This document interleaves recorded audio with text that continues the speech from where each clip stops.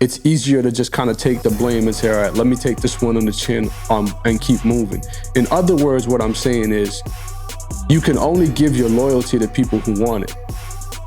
Let's get into this next topic. So y'all know I am a huge Kanye West fan, and we did go over a little bit, not too crazy, of when Kanye went to Drink Champs and that 2-part series kind of thing of that interview. Now, there was a lot of things he said, and we didn't go too into the detail as far as the drama and the clout that he normally does.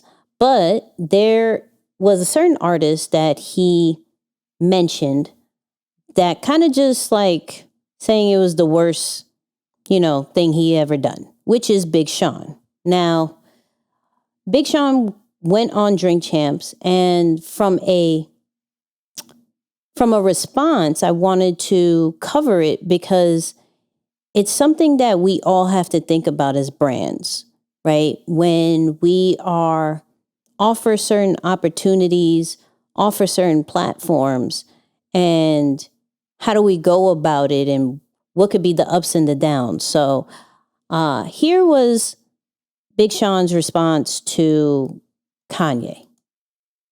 My manager saw my record deal and said, this is a shitty record deal.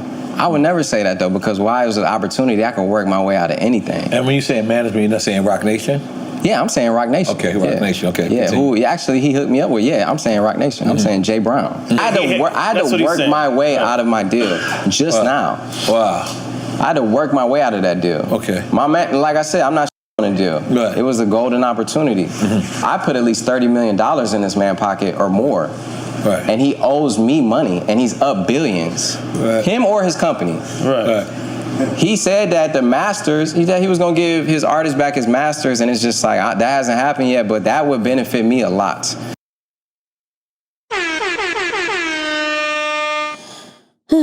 Okay, so first off, I'm not going to go too much, and we never really do he say, she say kind of vibes, right? But there was a point that I really wanted to talk about more in a conversational piece, which is sometimes we could get presented an opportunity that isn't necessarily in our favor. However, do you go based off what is best for you, or do you know that you have that much confidence that you can leverage this opportunity for what you want down the line? It may be a little inconvenient, it may be a little stressful in the time of that contract or the time of that opportunity, but you know yourself that well that you can completely leverage it and it's fine. Now, in this situation, though he did say, I'm out of the contract now, and we've seen the success of Big Sean, he also mentioned that he's out $6 million. Now, of course, we don't have facts or anything like that, but let's just say still there is a certain amount of things that aren't done that was supposed to be done, right? Whether it is money, whether it is just promises, whatever task, whatever it is, right? Just things just aren't easy. And I wanted to talk to you, Moose, about it because it's like looking at, and not just staying in music, but just like looking at an opportunity to work with one of the biggest names in the industry, right? Still getting somewhat paid, but probably not as much as you should, right? Based off you're on this particular platform, right? Connections are given once you're on this particular platform. A certain machine is given to you. because you're on this platform, right?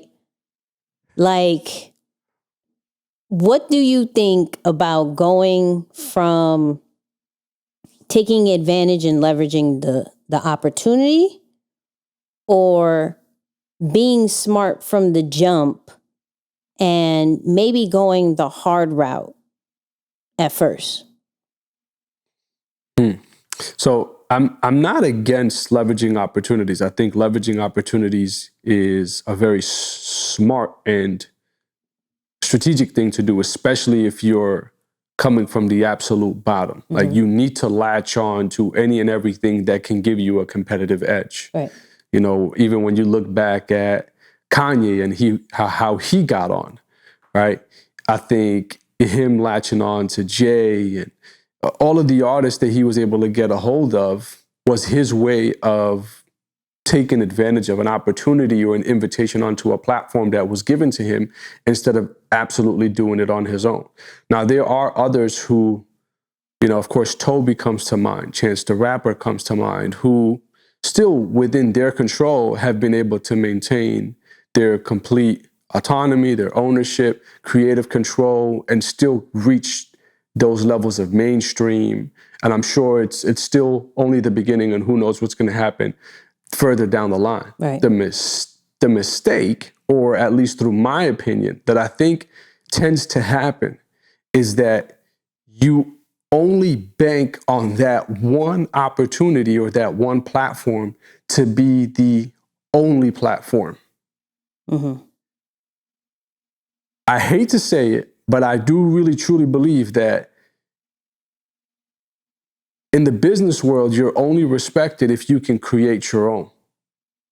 Is that only? Well, yep. No, I agree. You know what I'm saying? I was going to play devil's advocate, but no, I agree. I just feel like, so even when you are a contributor to a platform, there's only so much that you can fully benefit until you create your own, until you build your own.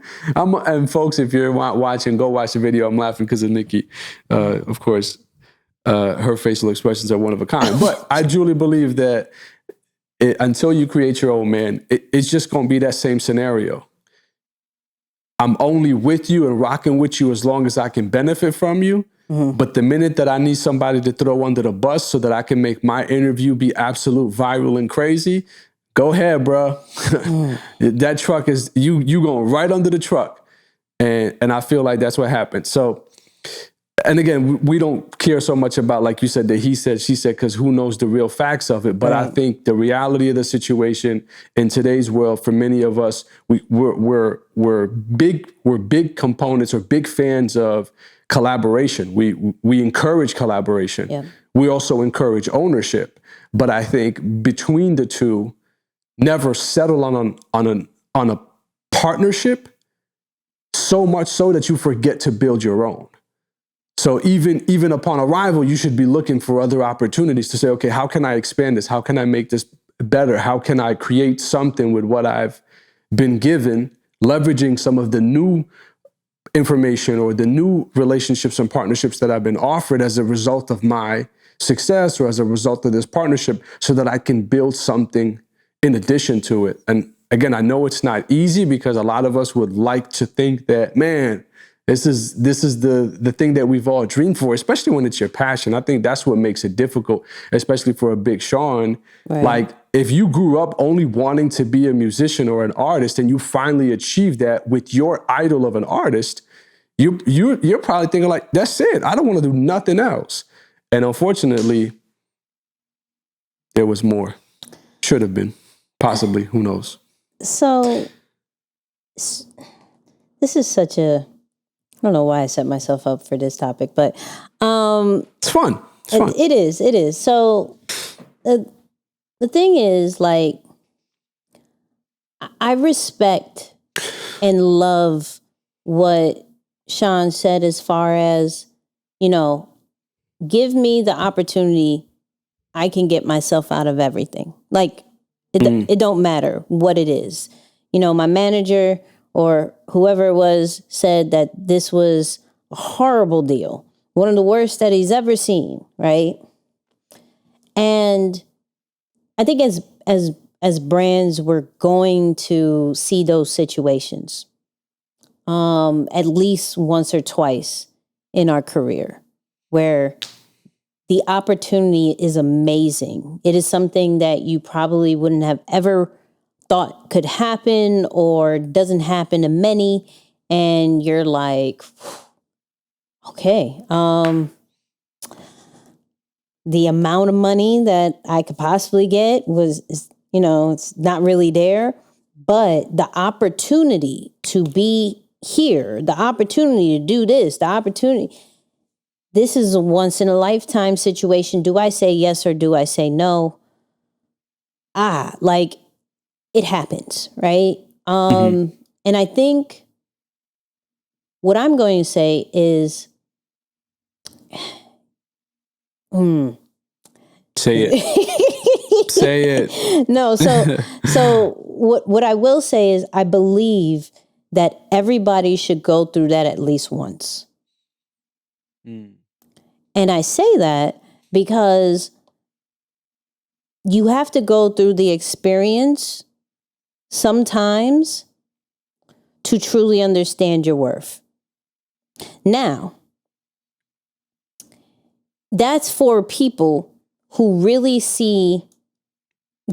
get excited about the opportunity, who really thought about this opportunity and was like, oh my God, this is a dream come true, whoop-de-woo. Not those people who already are like, I know it, I'm good, right? Not those people, right? But those people that believe that they need to be on a platform, believe that this is going to get them to the next level. I do believe at least once to go through a situation like that so it can make you stronger. So you can fully understand everything about your worth, right? And the ins and outs of your industry on how it should be done and how it shouldn't be done. So with how Big Sean, like we said, whatever the situation may be, he has now become a better leader. He has now probably become a better communicator. He's probably had a certain kind of work ethic and a little bit more attention to contracts and certain situations more than he ever has. And that was only because of the situation that he's in or was in, So I do believe that opportunity at least once, okay, is something that you should take advantage and leverage, because first off, it teaches you the ability to leverage an opportunity. Whether it's a free opportunity, whether it's a paid opportunity, you learn how to leverage, squeeze everything out of an opportunity, right? Now, you will be going through a roller coaster. You heard it if you've watched the interview. Everything from I'm literally there when that person calls, right? I'm literally on the next flight.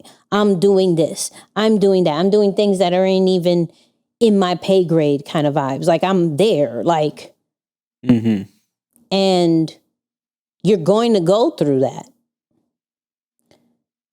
You have to figure out, just like how Big Sean did, how do you get yourself out of it? At what point?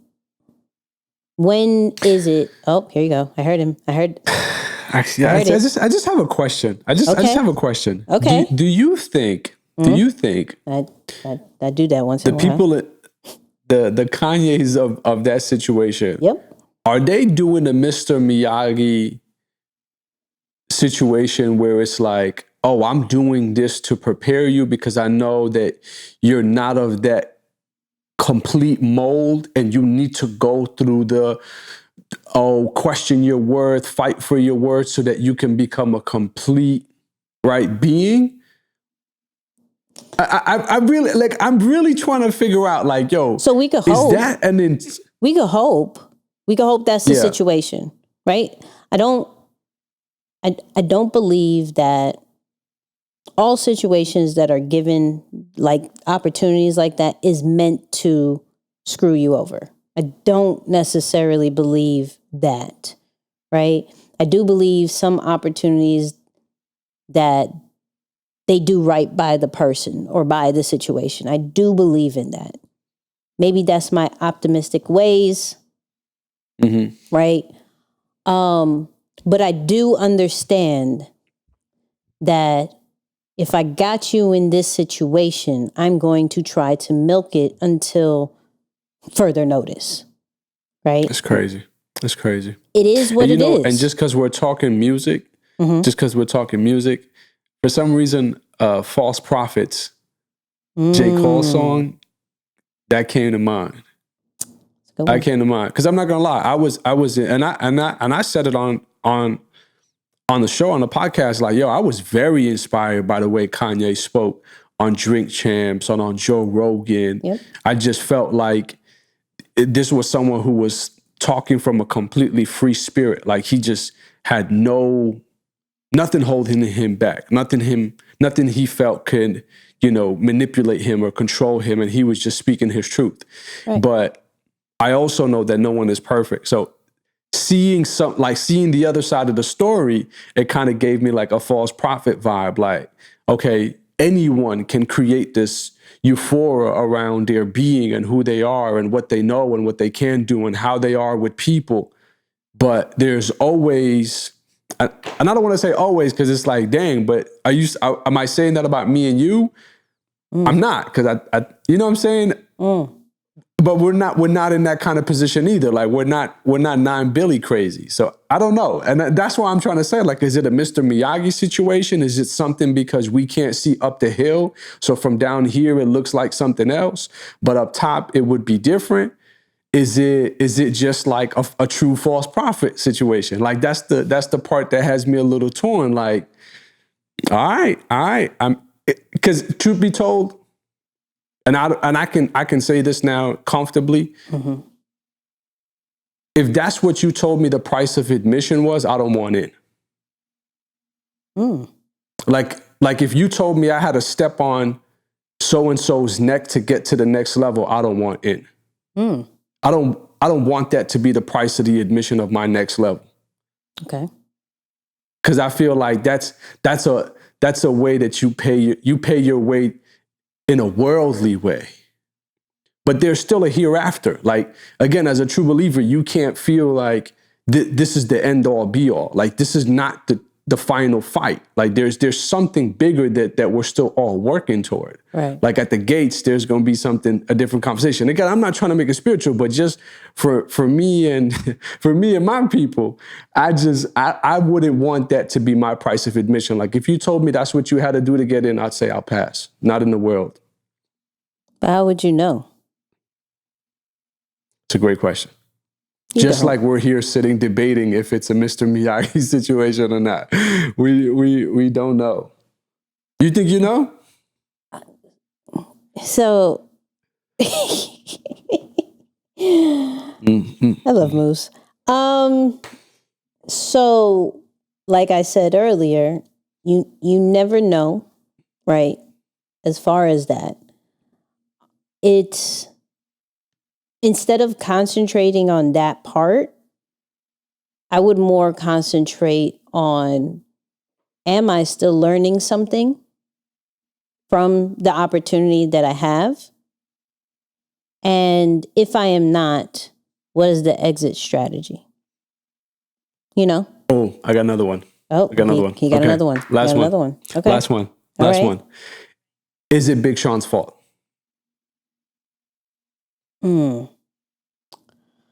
So no, I'm gonna say no for the simple fact. Well, yes and no. How about that? Okay. I'm gonna say yes and no. The reason why I say yes and no, because he understood at a point what was happening, right? But he had enough confidence to say, I could get myself out of it. This is not super ideal, but I am in the position that I am because of Kanye. And I'm grateful for that. And so for that, I am going to up it and leverage the crap out of this until I get out. I'm not going to complain. I'm not necessarily going to, go do temper tantrums and tell people to get me off the label. I'm just going to work to a certain point where I get myself off of it. Right? So I say yes and no because yes, he understood what was happening after a while. Maybe not in the beginning because you get blinded by the opportunity. 100%. You get blinded. 100%. And it's hard to say don't get blinded by the opportunity until the opportunity is presented. And you're like, no, you find every reason not to prove them right. 100%. 100%. So everybody's going to get blinded. Now, once, you open your eyes and you're like, oh, first off, you're human. Mm-hmm. Second, this ain't what this is. This is different, right? Yeah. You have to go about it as what is the next steps for me? Mm-hmm. Do I make a big stink out of it now? Or do I bow out gracefully in the time that it was supposed to? Because that's what he did. Yeah. Contract was done or whatever. He met his whole situation and now he is free to do whatever he wants. Yeah. Yeah, typically I would save something like this for final words, but